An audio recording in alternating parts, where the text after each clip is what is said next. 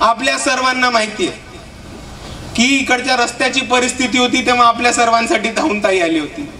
कोविडचा प्रश्न होता तेव्हा आपल्या सर्वांसाठी धावून ताई आली होती. इकडे केळी कामगारांचा प्रश्न होता तेव्हा आपल्या सर्वांसाठी धावून ताई आली होती. रावेरची MIDCचा प्रश्न होता तो उचलला होता ताईंनी. आणि आता तुम्ही नुसतं विचार करून बघा की ताई तर नुसती आपली कार्यकर्ता आहे वंचित बहुजन आघाडीची. चुकून मगून आमदार झाली तर या प्रस्थापितांना घरातनं बाहेर काढून तुडल्याशिवाय राहणार नाही. बघा तुम्ही.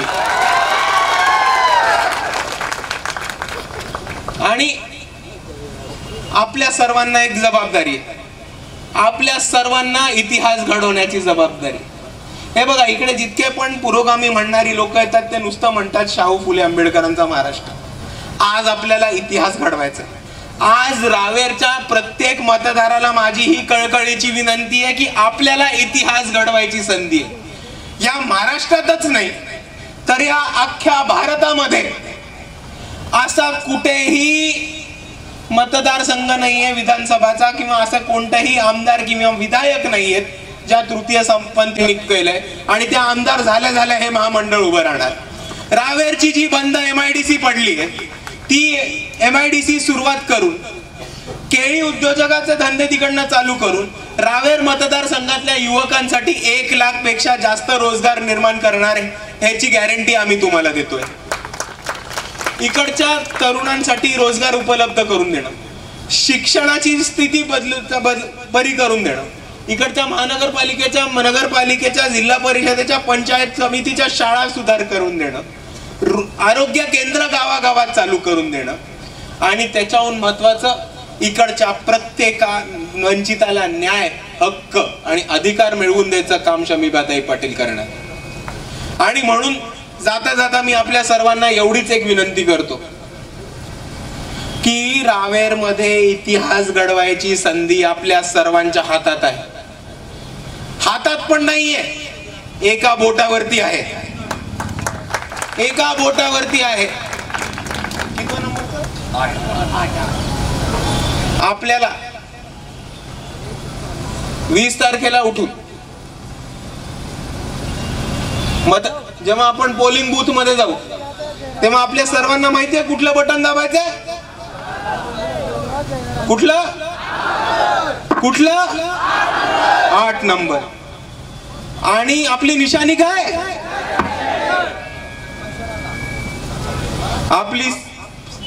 आपलं चिन्ह काय, गॅस सिलेंडर. इकडनं मला आत्ताच माहिती कळली चोपडा विधानसभा आपल्याला जो लागून आहे तिकडे एक थोडीशी विचित्र घटना घडली आणि त्याच्याबद्दल बोलणं हे खूप महत्वाचं आहे. तडवी समाजाचे जे शिक्षक अधिकारी होते त्यांना राजीनामा द्यायला लावला आणि हे सांगितलं की आम्ही तुम्हाला तिकीट देतो. आणि मग ऐन वेळेस त्यांनी राजीनामा दिल्यानंतर इकडच्या उबाटा सेनानी त्यांचं तिकीट कापण्यात आलं. ते आपल्यामध्ये इकडे सामील झालेत आणि त्यांनी शमीबाताईंना मदत सुद्धा केलेली आहे. मी त्या तडवी सरांना मनापासून धन्यवाद करतो. आणि दुसऱ्या बाजूला आपल्याला ह्या कृतीतनं एक कळत असेल की इकडचा वंचित हा या प्रस्थापितांचा पाय पुसणं कसं होतं. म्हणजे सोपी गोष्ट आहे. आपल्या सर्वांचे बरेचसे मित्र असतील तडवी समाजातले. तडवी समाजातल्या एका साधारण माणसाला शिक्षण अधिकारी होण्यासाठी किती मेहनत करायला लागत असेल, किती तळमळ करायला लागत असेल ह्याचा आपण विचार करा. आणि रातोरात तुला आमदार बनवतो, तुला तिकीट देतो म्हणून त्याला राजीनामा द्यायला लावला आणि आता त्याचं तिकीट कापलं. परत नोकरीवरती अधिकार म्हणून घेणार आहेत का त्यांना? सरकार त्यांना परत घेणार आहे का? एका बिचाऱ्या आदिवासाचं, वंचितांचं फुकटचं तुम्ही आयुष्याचं नुकसान करून ठेवले. अशाच लोकांना तुम्ही सत्तेत बसवलं तर आता एकांचं केलंय, सत्तेत बसवलं तर सर्वांचं करतील. म्हणून या उबाटाची असू दे, काँग्रेसची असू दे किंवा तुतारीची असू दे, आपल्याला तिघांची खानावळ नको. आपल्याला उभी करायची आहे वंचितांची खानावळ. त्या वंचितांच्या खानावळीमध्ये ताट पण आपलं, वाटी पण आपली, रस्सा पण आपला, तो वाढपी पण आपला, स्वयंपाकघर पण आपलं आणि बोकड सुद्धा आपलं. आणि ह्या वंचितांच्या खानावळीमध्ये एकदा तुम्ही आलात ही वंचितांची खानावळ एकदा उभी राहिली की तुम्ही एक गोष्ट समजून घ्या की ह्या महाराष्ट्रामध्ये वंचितांना परत कधीही उपाशी राहायला लागणार नाही, ही आपण सर्वांनी एक गोष्ट गृहीत धरा.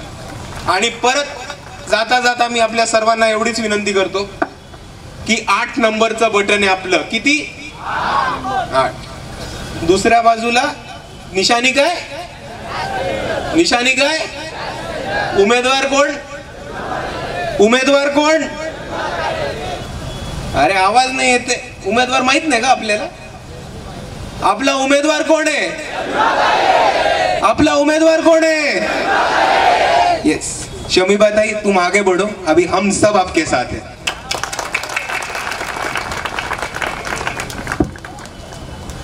खूप खूप धन्यवाद भाऊ.